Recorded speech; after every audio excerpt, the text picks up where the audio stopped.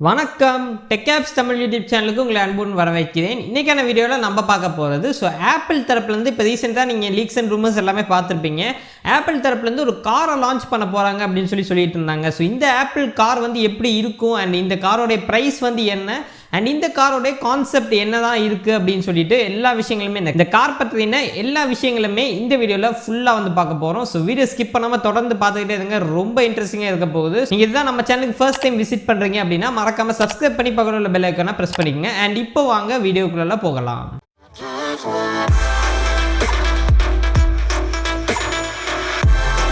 And guys, இந்த apple car அப்படிங்கிறது பார்த்தீங்கன்னா நேத்தோ இன்னைக்கோ போடுற பிளான் கிடையாதுங்க. கிட்டத்தட்ட பல வருஷங்களாக ஆப்பிள் ஒர்க் பண்ணிட்டு இருக்காங்க. ஃபார் எக்ஸாம்பிள் இந்த ப்ராஜெக்டை பார்த்தீங்க அப்படின்னா 2014 தான் அவங்க ஸ்டார்ட் பண்ணாங்க. 2014 ப்ராஜெக்ட் டைட்டன் அப்படின்னு சொல்லிட்டு தான் அவங்க இந்த ப்ராஜெக்டை ஸ்டார்ட் பண்ணாங்க. இந்த ப்ராஜெக்ட்ல பார்த்தீங்க அப்படின்னா ஒரு 1000 எம்ப்ளாயை வச்சு ஃபர்ஸ்ட் ஸ்டார்ட் பண்ணாங்க. ஃபர்தரா இந்த 1000 எம்ப்ளாயை வச்சு அவங்க ஒரு எலக்ட்ரிக் காரை மேக் பண்ணுறதுக்கான ஒரு டிசிஷன்ல இருந்தாங்க. 2014 இந்த பிளானை போட்டிருந்தாங்க. அண்ட் 2014 அவங்க ஒரு சில ப்ராப்ளம் ஃபேஸ் பண்ணிட்டு இருந்தாங்க. அதனால 2014 ஸ்டார்ட் பண்ணி அப்படியே அதை வைக்கப்பட்டுச்சு. 2015ஆம் ஆண்டு பார்த்தீங்க அப்படின்னா அவங்களுக்கு ஒரு சில ப்ராப்ளம் இன்டர்னலாக இருந்துச்சு. இந்த லீடர்ஷிப் ப்ராப்ளம்ல அவங்களால இதை கண்டினியூ பண்ண முடியல இந்த ப்ராஜெக்டை. அதனால திருப்பி 2016 அந்த ப்ராஜெக்டை திருப்பி கண்டினியூ பண்ணாங்க. 2014 இந்த ப்ராஜெக்டை திருப்பி கண்டினியூ பண்ணது இல்லாமல் ஆப்பிள் இந்த தடவை ஆட்டோனமஸ் சாஃப்ட்வேர்ல கான்சென்ட்ரேட் பண்ணாங்க அப்படின்னு சொல்லப்படுது. இந்த ஆட்டோனமஸ் சாஃப்ட்வேர் அப்படின்னு என்னன்னு பார்த்தீங்கன்னா ஆட்டோமேட்டிக்காக ஒரு கார் ரன் ஆகிறதுக்கான ஒரு சாஃப்ட்வேரை ஆப்பிள் ரெடி பண்ணிட்டு இருந்தாங்க. அதாவது செல்ஃப் டிரைவிங் கார் நீங்க பார்த்திருப்பீங்க, தானா ஓடக்கூடிய கார். அந்த காருக்கான சாஃப்ட்வேரை ஆப்பிள் மேக் பண்றதுல ரொம்பவே ஃபோக்கஸ்டா இருந்தாங்க. அவங்க ஆக்சுவலா கார் மேக் பண்ற பிளானை 2016 அப்ப லீவ் பண்ணிட்டு அவங்க சாஃப்ட்வேர் பேசிஸ்ல போக ஆரம்பிச்சாங்க. அண்ட் பேசிக்காவே பாத்தீங்கன்னா ஆப்பிள்ல வரக்கூடிய எல்லா ப்ராடக்ட்ஸுமே அவங்க ப்ராடக்ட்டை லீக் அவுட் பண்ண மாட்டாங்க. அண்ட் ஆல்சோ அவங்க எந்த ஒரு பொருளை ஒர்க் பண்ணிட்டு இருக்காங்க அப்படிங்கறத என்னைக்குமே சொல்ல கிடையாது. இப்போ ரீசெண்டா லான்ச் பண்ண M1 MacBook எல்லாமே நீங்க பார்த்திருப்பீங்க. நமக்கு லீக்ஸ் அண்ட் ரூமர்ஸ் வந்துச்சு, அது ஒரு பக்கம் இருக்கு. பட் ஸ்டில் அவங்க அஃபிஷியலா எந்த ஒரு விஷயமே சொல்லல. நாங்க இதுல தான் ஒர்க் பண்ணிட்டு இருக்கோம் அப்படின்னு சொல்லல. பட் காருக்கு அவங்களால அந்த மாதிரி பண்ண முடியல. ஒரு ஸ்டேஜுக்கு மேல அவங்களுக்கு ரெஜிஸ்ட்ரேஷன்ஸ் இருக்கு, அப்ரூவல் இருக்கு, அந்த மாதிரி நிறைய பிரச்சனைகள் அவங்களுக்கு இருக்கனால அவங்களால சைலண்டா இந்த ஒர்க்கை பண்ண முடியல. ஒரு கட்டத்துக்கு மேல ஆப்பிள் CEO ஆன டிம் குக் பாத்தீங்க அப்படின்னா அஃபிஷியலா சொல்லியிருந்தாரு, நாங்க ஒரு கார்ல ஒர்க் பண்ணிட்டு இருக்கோம் அப்படின்னு அவரே சொல்லியிருந்தாரு. அதே மிட் 2017 பாத்தீங்க அப்படின்னா இது ஆன் ரோட்ல டெஸ்ட் பண்றதுக்கு அவங்களுக்கு அப்ரூவலும் கிடைச்சது. லக்ஸஸ் நீங்க கேள்விப்பட்டிருப்பீங்க. லக்ஸஸ் அப்படின்னு சொல்லிட்டு ஒரு பிராண்ட் இருக்கு. அந்த பிராண்டோட SUV ஒரு 66 XUV வச்சு அவங்க ஆன் ரோட் டெஸ்ட் பண்ணிட்டு இருந்தாங்க. அந்த SUVல ஒரு SUV கிராஷ் கூட ஆச்சு. அதாவது டிராஃபிக்ல திருப்பி மெர்ஜ் ஆகும்போது செல்ஃப் டிரைவிங்ல ஒரு சின்ன ப்ராப்ளம் ஏற்பட்டதுனால இந்த ஒரு கார் கிராஷ் ஆச்சு. பட் அதனால யாருமே இன்ன வரைக்கும் இன்ஜுரி ஆகல. அதனால எந்த பிரச்சனையுமே இல்லாமல் அது முடிஞ்சிருச்சு. பட் ஸ்டில் ஒரு கார் கிராஷ் ஆனது கண்டிப்பாக ஆப்பிளுக்கு ஒரு மைனஸ், ஒரு ஃபெயிலியர் அந்த மாதிரி இருந்துச்சு.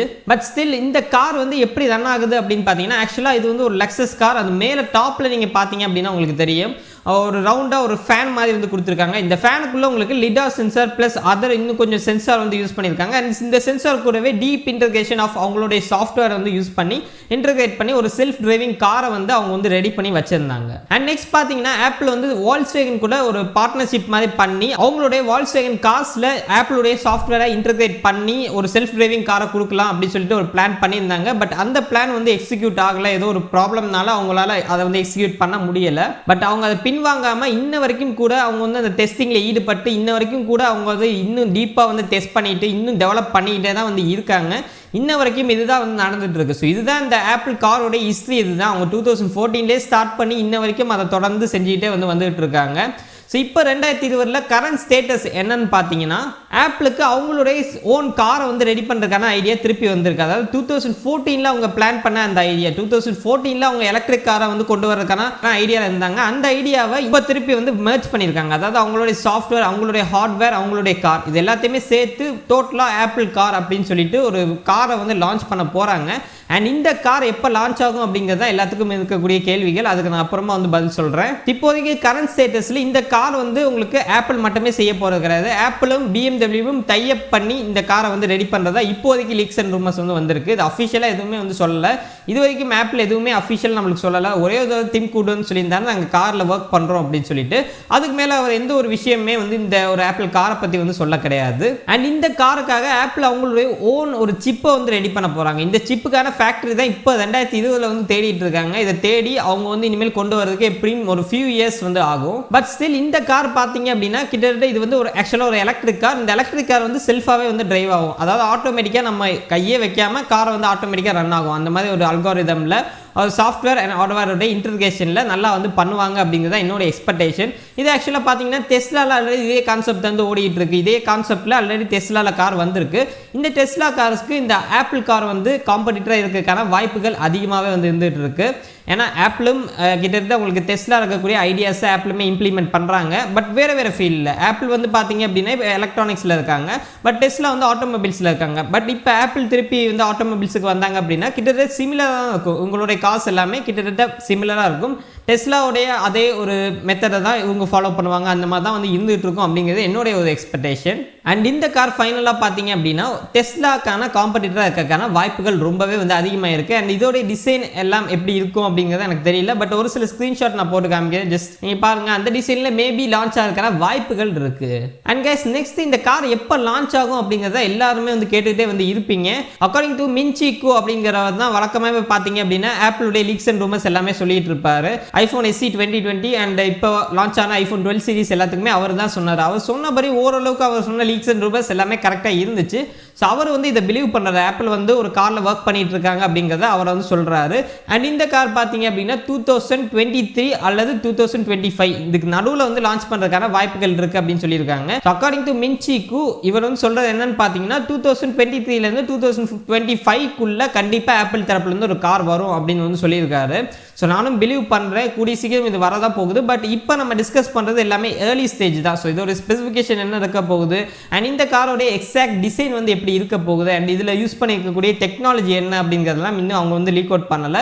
பேசிக்கான இன்ஃபர்மேஷன்ஸ் எல்லாமே கம்ப்ளீட்டாக அவங்க கூட ஷேர் பண்ணிட்டேன். அண்ட் ஒரு முக்கியமான விஷயம், இந்த காரோடைய ப்ரைஸ் எவ்வளோ இருக்கும் அப்படின்னு பார்த்தீங்கன்னா இந்த காரை பார்த்தீங்கன்னா iCar அப்படின்னு சொல்லிட்டு அவங்க வந்து நேம் பண்ணுறாங்க. ஸோ அதாவது ஐஃபோன், ஐமேக் அந்த மாதிரி iCar அப்படின்னு சொல்லிட்டு நேம் பண்ணுறாங்க. இந்த iCaரோடைய ப்ரைஸ் பார்த்தீங்க அப்படின்னா $55,000 அப்படிங்கிற மாதிரி காஸ்ட் ஆகுது. கிட்டத்தட்ட நம்ம இந்தியன் கரன்சிக்கு கன்வெர்ட் பண்ணி பார்த்தோம் அப்படின்னா ஒரு 40 லட்சம் ரூபாய் வரும். ஸோ 40 lakhsக்கு ஆப்பிள் காரை வந்து லான்ச் பண்ண போகிறாங்க. நீங்கள் வாங்குவீங்களா அப்படிங்கிறத கீழே கமெண்ட் பண்ணுங்கள். ஸோ 40 லட்சம் அப்படிங்கிறது ரொம்பவே அதிகமாக தெரியும். பட் ஸ்டில் இது வந்து ஒரு எலக்ட்ரிக் கார் அண்ட் இது வந்து ஒரு செல்ஃப் டிரைவிங் கார் அப்படிங்கிறதுனால இது வந்து ஓகே தான். ஸோ நம்ம இந்தியாவில் இல்லாமல் குளோபலாக என்ன சொல்கிறாங்க அப்படின்னு பார்த்தீங்கன்னா இந்த காரோடைய ப்ரைஸ் ரொம்ப கம்மி அப்படின்னு சொல்கிறாங்க. ஏன்னா இப்போ இருக்கக்கூடிய டெஸ்லா மாடல் S வந்து உங்களுக்கு இதோடைய டபுள் ரேட் வந்து வருது. ஸோ அப்படி பார்க்கும்போது இந்த ஆப்பிள் கார் வந்து கம்மியான விலைக்கு வந்து லான்ச் ஆகிறதுக்கான வாய்ப்புகள் இருக்குது அப்படின்னு சொல்லி குளோபலாக சொல்கிறாங்க.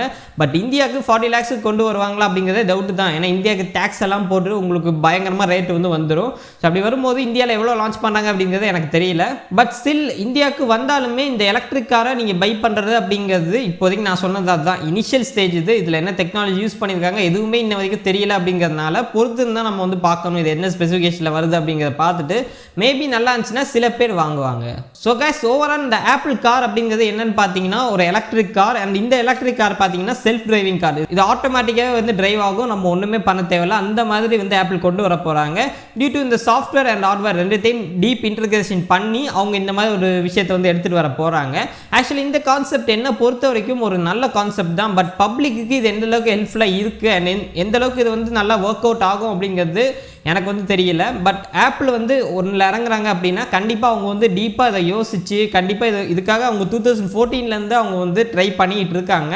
ஸோ கண்டிப்பாக அவங்க வந்து ஒரு கார் லான்ச் பண்ணுறாங்க அப்படின்னா அது சக்ஸஸ் ஆகிறதுக்கு வாய்ப்புகள் ரொம்பவே வந்து அதிகமாக இருக்குது. அண்ட் இந்த கார் இந்தியாவுக்கு வருமா இல்லையா அப்படிங்கிறது ஒரு சந்தேகத்தில் தான் இருக்குது. ஏன்னா இப்போ எலக்ட்ரிக் பாயிண்ட் எல்லாமே நம்மளுக்கு இந்தியாவில் வந்து ரொம்பவே கம்மியாக தான் இருக்குது. மெட்ரோபாலிட்டன் சிட்டிஸில் மட்டும்தான் இருக்குது. ஸோ அப்படி இருக்கும்போது நம்மளுக்கு இங்கே இந்தியாவில் அதை வந்து கொண்டு வரதுக்கான வாய்ப்புகள் ரொம்ப கம்மியாக தான் இருக்குது. அண்ட் ஆப்பிள் இதை காராக கொண்டு வருவாங்க அப்படிங்கிறது 100% அவங்க வந்து சொல்ல கிடையாது. இது காராக கொண்டு வரதுக்கு பதிலாக அவங்க ஒரு டிவைஸ் மாதிரி பண்ணிவிட்டு அந்த டிவைஸ் எடுத்து உங்கள் காரில் வச்சு உங்கள் காரை செல்ஃபாக டிரைவ் பண்ணுறதுக்கும் அவங்க வந்து பண்ணலாம். பண்ணலாம். பட் இதுக்கு வாய்ப்புகள் கம்மியாக தான் இருக்குது.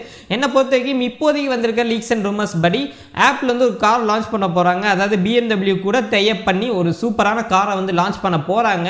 அது வந்து 2023லேருந்து 2025க்குள்ளே கண்டிப்பாக வந்து லான்ச் பண்ணுவாங்க. பட் இப்போ நம்ம டிஸ்கஸ் பண்ணுறது பார்த்தீங்கன்னா ரொம்பவே இனிஷியல் ஸ்டேஜ் தான். அதனால் இது வந்து நான் சொல்கிறது இப்போ 100% கரெக்ட் அப்படின்னு நான் சொல்ல கிடையாது. ஒன்று இந்த இடங்களில் கொஞ்சம் தப்பாக தான் இருக்கும். பட் ஃபியூச்சரில் அதாவது நம்ம அடுத்து போடக்கூடிய அடுத்தடுத்து இந்த ஒரு ஆப்பிள் காரை பற்றி நம்ம வந்து வீடியோ பண்ண போகிறோம். அந்த வீடியோவில் பார்த்தீங்க அப்படின்னா மேலும் இந்த காரை பற்றின அப்டேட்ஸ் என்னெல்லாம் வருதோ அது எல்லாத்தையுமே நான் நெக்ஸ்ட் வீடியோவில் உங்களுக்காக வந்து கொண்டு வரேன். ஸோ நம்ம சேனல் தொடர்ந்து ஃபாலோ பண்ணிக்கிட்டே இருங்க. நம்மளுடைய ட்விட்டர் அக்கௌண்ட்டில் ஃபாலோ பண்ணுங்கள். நம்மளுடைய டெலிகிராம் குரூப்பில் ஜாயின் பண்ணுங்கள். அண்ட் நம்ம சேனலுக்கு நீங்கள் இன்னும் சப்ஸ்கிரைப் பண்ணல அப்படின்னா மறக்காம சப்ஸ்கிரைப் பண்ணி பக்கத்தில் உள்ள பெல் ஐக்கானை ப்ரெஸ் பண்ணிக்கோங்க. அண்ட் இந்த ஆப்பிள் கார் பற்றி நீங்கள் என்ன சொல்கிறீங்க அப்படிங்கிறத கீழே வந்து கமெண்ட்டில் சொல்லுங்கள். அண்ட் ஓகே கைஸ், இந்த வீடியோ பிடிச்சிருந்துச்சு அப்படின்னா லைக் பண்ணுங்கள். பிடிக்கல அப்படின்னா தாராளமாக டிஸ்லைக் பண்ணலாம். பட் நம்ம சேனலுக்கு மறக்காம சப்ஸ்கிரைப் பண்ணி பக்கத்தில் உள்ள பெல் ஐக்கானை ப்ரெஸ் பண்ணிக்கோங்க. அண்ட் மீண்டும் உங்களை அடுத்த வீடியோவில் சந்திக்கிறேன். நன்றி, வணக்கம்.